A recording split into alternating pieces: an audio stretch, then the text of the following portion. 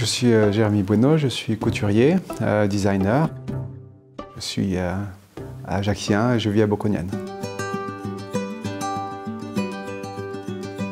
Fatouine Museu, c'est une résidence artistique où le pôle innovation de l'Université de Corse invite un artiste ou un artisan à revisiter des pièces phares d'un musée en s'en inspirant pour créer un objet utilitaire dont le but est d'être fabriqué à plusieurs exemplaires et ensuite mis en vente dans les boutiques des musées. Je suis passionné de mode depuis très longtemps, depuis que je suis enfant en fait. Je me suis intéressé à la couture d'abord en m'amusant avec la machine à coudre de ma mère. Tout ça m'a mené à un bac artistique au lycée Laetitia d'Ajaccio et ensuite à la London College of Fashion à Londres où j'ai fait 4 années de stylisme-modélisme.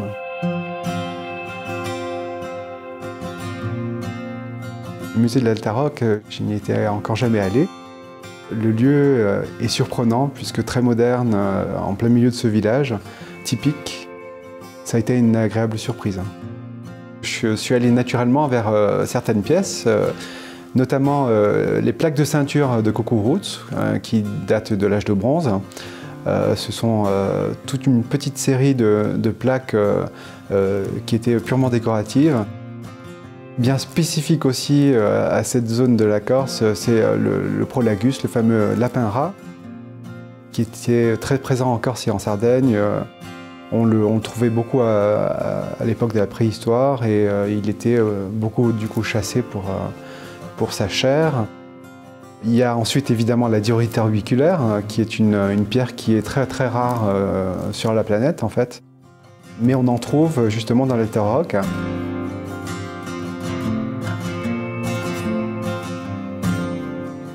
On a aussi le montant de cheminée qui est très atypique, très grand, et qui représente 2 personnages, un personnage féminin, Krylia, et un personnage masculin, Macavione. Je me suis dit que la compilation de toutes ces pièces-là pouvait créer un graphisme qui soit un petit peu représentatif de justement la diversité des pièces qui sont dans le musée.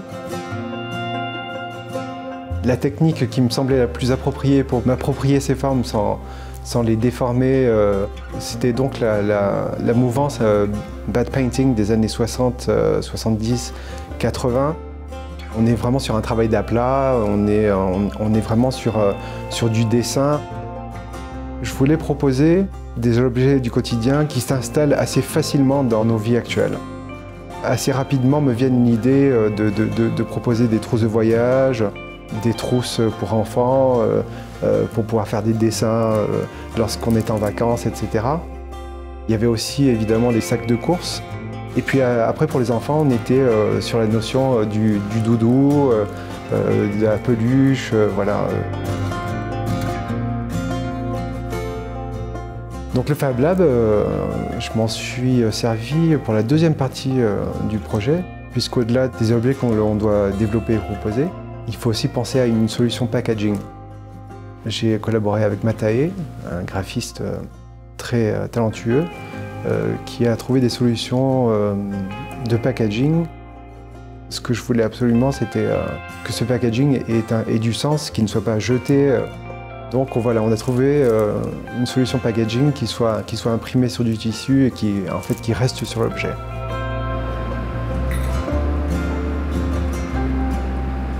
C'est vrai que c'est passionnant de travailler sur place et d'avoir des projets à développer puisque justement par les échanges et par la créativité qu'on y trouve, on sort un peu des sentiers battus, quoi.